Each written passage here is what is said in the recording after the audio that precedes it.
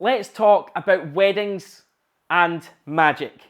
Weddings and magic just go together so well, especially in this day and age.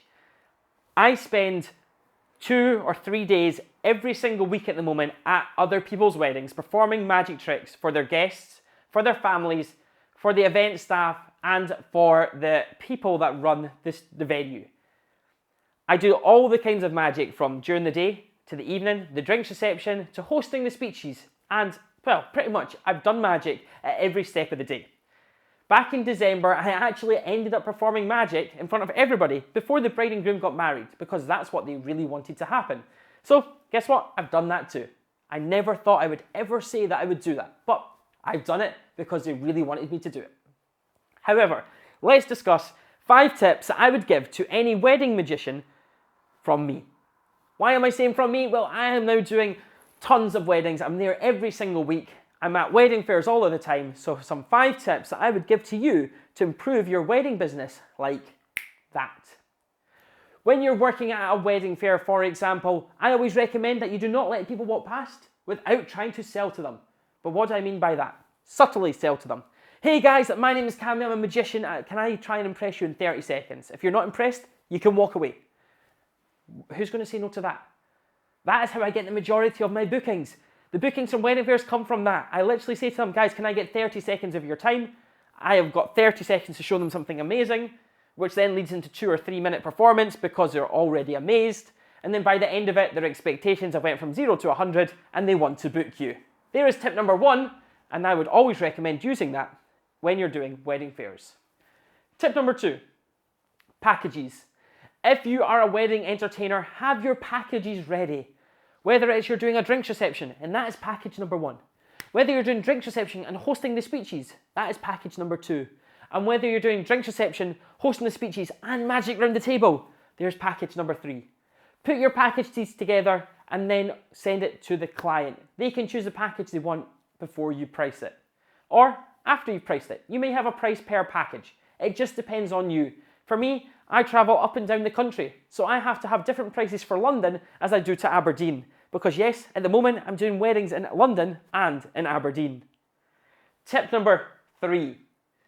Well, with weddings, I always recommend that the moment you're 10 minutes away from that venue, the moment you're nearly there, is you make sure you're driving to the speed limit. You're doing everything as good as you can. You've got a smile on your face and your music's down low. Yes, go into your wedding mode. Wedding mode turned on.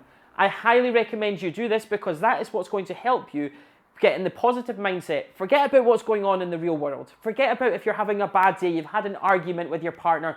Forget about if you've had some bad news that week. I know it's very, very difficult, but I highly recommend that you give it your all when you go to a wedding. You'll have to sell to the audience. The audience are going to become part of you because they're going to recommend you to other people. So don't just go there to impress the bride and groom, impress all the guests. And you can do that by going into wedding mode as soon as you get there. And that leads on to number 4.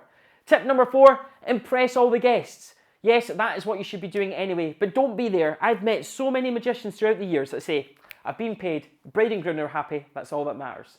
No, it doesn't matter. No, it does matter. It does matter.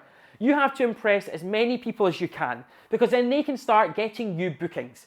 They can go, that magician was really good. We should get him for the 40th birthday party we're having. We should get him for our wedding. Oh my God, we need to recommend him to the CEO of our company so he can come and do the shows. Yes, they become your sales force and it is so important. So make sure that you definitely give it your all at every single wedding because it might be the first time they've ever seen a magician, or they might not like magic, but when they see you, they might think you're the next best thing and they want to book you for their next event. And finally, tip number 5, these are in no particular order, but tip number 5, if there is suppliers there, when the venue staff are there, and anybody that you can see there in the wedding industry, become their friend. Because suppliers are your friend. If you can become friends with suppliers, they can pass bookings to you. If you become friends with 100 suppliers, and in 2 years they all give you 1 booking, there's 100 extra bookings because you're friends with the suppliers. It's amazing what can happen.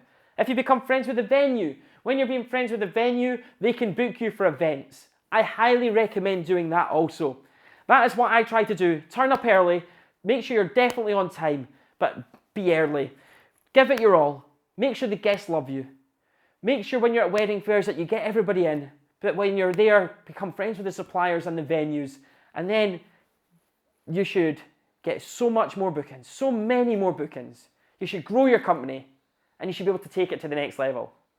So there we have it. There is 5 tips for wedding entertainment. I have probably about 1,000 in my brain, but these are 5 that I would recommend today. I reckon if you asked me tomorrow, I would have another 5 and then another 5 the next day. So there will be several more videos on this coming your way. But if you enjoyed that, please press the like button. I'll say that again. If you enjoyed that, please press the like button. It was a tongue twister.